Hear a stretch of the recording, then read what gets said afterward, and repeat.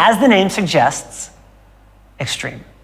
More multipliers, bigger multipliers. And when I say bigger, I don't just mean on rare occasion. I mean you're constantly peppered with 500, 600, 700, 1000x and above. Constantly. Not on rare occasion or anything like that. It's intense.